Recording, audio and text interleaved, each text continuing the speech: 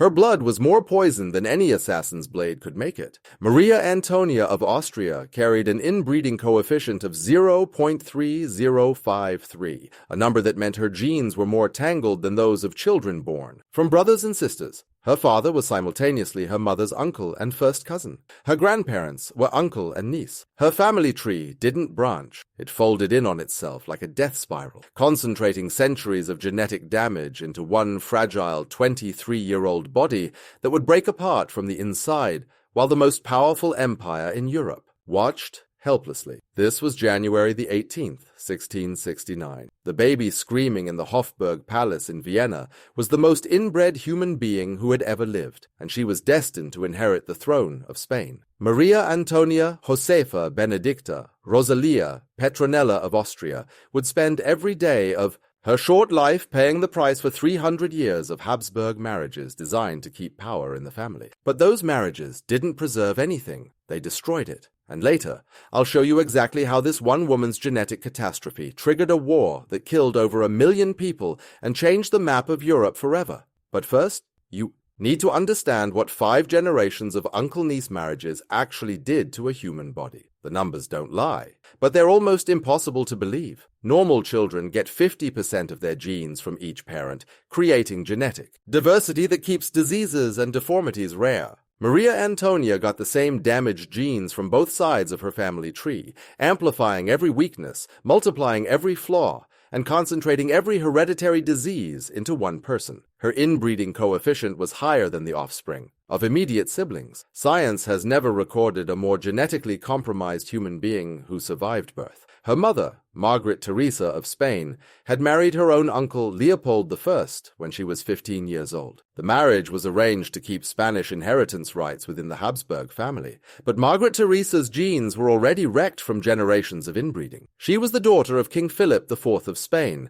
and his niece, Mariana of Austria. Her jaw jutted out so far her teeth couldn't meet properly. Her eyes bulged from their sockets. Her body couldn't process food correctly, leaving her constantly malnourished despite having access to the best food in Europe. When Margaret Teresa gave birth to Maria Antonia in 1669, it nearly killed her. The delivery took 18 hours because the baby's skull was misshapen, too large in some places, too small in others. Margaret Teresa hemorrhaged so severely that court physicians prepared last rites twice during the birth. The baby survived, but she emerged with a face that would have been considered deformed in any other family. In the Habsburg family, it was normal. Maria Antonia's jaw protruded 3 inches beyond her upper teeth, making eating a constant struggle. Her lower lip hung open permanently because she couldn't close her mouth properly. Her eyes didn't align correctly, causing double vision that made reading nearly impossible. Her spine curved unnaturally, forcing her to walk with a limp that got worse as she grew older.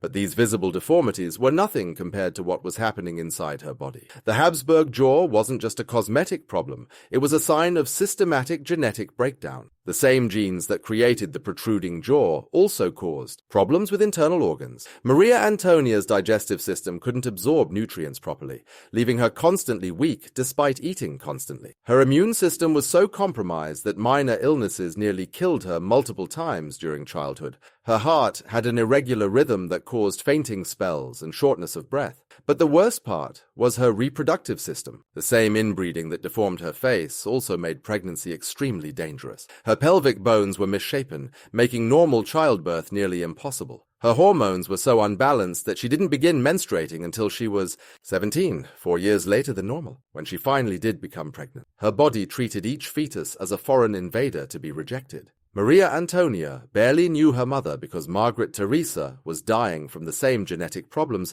that would eventually kill her daughter. After giving birth 4 times and suffering at least 2 miscarriages in 6 years of marriage, Margaret Teresa's body simply gave up. On March the 12th, 1673, she collapsed during a court ceremony and died within hours. She was 21 years old and 4 months pregnant with her 5th child. The autopsy revealed massive internal bleeding caused by organs that had never developed properly. Maria Antonia was 4 years old when her mother died, but she was already showing signs of the same genetic catastrophe. Her teeth grew in wrong directions, creating constant pain when she tried to eat. Her hair fell out in patches, leaving her partially bald by age 6. Her bones were so brittle that minor falls caused fractures that took months to heal. Court physicians prescribed mercury treatments for her various ailments, not knowing that mercury poisoning would add to her suffering. The political implications of Maria Antonia's genetic problems were staggering. As the only surviving child of Margaret Theresa, she was the heir to the Spanish throne after her uncle, King Charles II of Spain.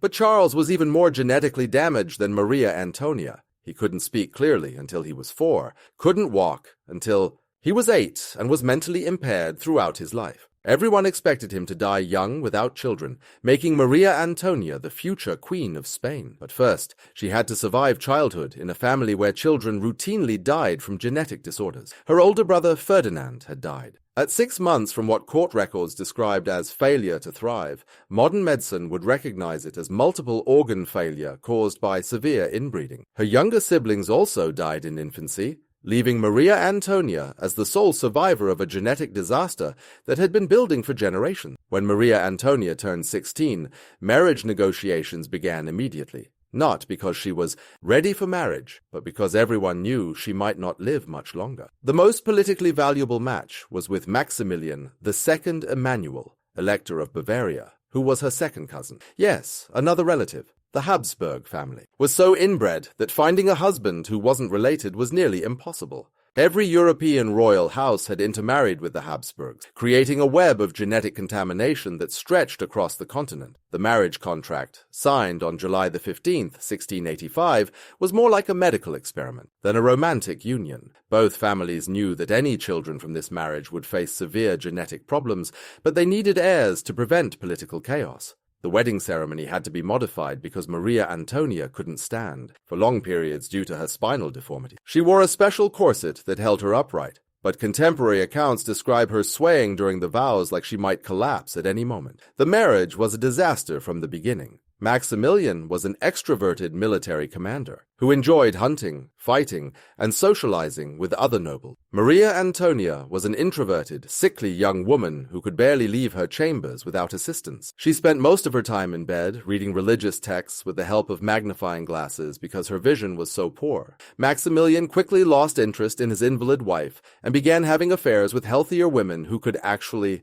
participate in court life. But the real tragedy was what happened when Maria Antonia tried to fulfill her primary duty as a royal wife, producing heirs. Her first pregnancy in 1689 ended in miscarriage at 5 months. The baby was so deformed that court physicians refused to record the details, noting only that it was incompatible with life. Her second pregnancy ended the same way. Her third pregnancy produced a son, Leopold Ferdinand, who lived for exactly 1 day before dying from massive organ failure. The fourth pregnancy, in 1690, gave birth to Anton of Bavaria, who also died within hours of birth. His autopsy revealed that his internal organs had developed incorrectly. His heart had only 3 chambers instead of 4. His kidneys were fused together, and his brain was severely underdeveloped. The court physicians finally understood that the Habsburg bloodline had become so corrupted that it could no longer produce viable children. But Maria Antonia tried again. Her fifth pregnancy in 1692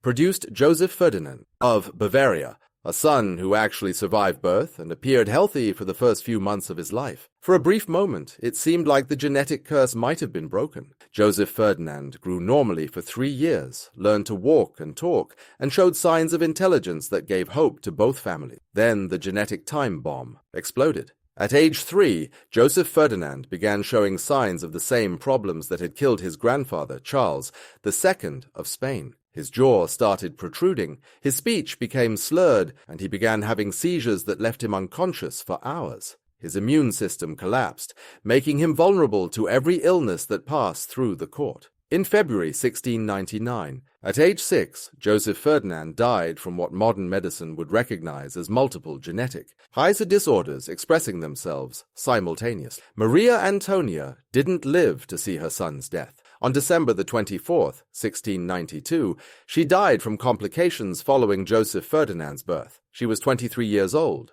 2 years older than her mother had been when she died from the same genetic problems. The autopsy revealed massive internal bleeding, organ failure, and what the court physician described as general collapse of the body's functions. Her reproductive system had been so damaged by previous pregnancies that her final childbirth tore her apart from the inside. The sarcophagus in the imperial crypt in Vienna reads that Maria Antonia was a princess highly famous for her birth, her marriage, her womb, and death. But that inscription doesn't tell the real story. She was famous because she represented the ultimate consequence of royal inbreeding, a genetic catastrophe that destroyed everything it was supposed to preserve. Maria Antonia's death triggered the War of the Spanish Succession, a conflict that lasted 13 years and killed over 1 million people. When King Charles II of Spain died in 1700 without heirs, and Maria Antonia's son Joseph Ferdinand had already died, the Spanish throne passed to Philip of Anjou,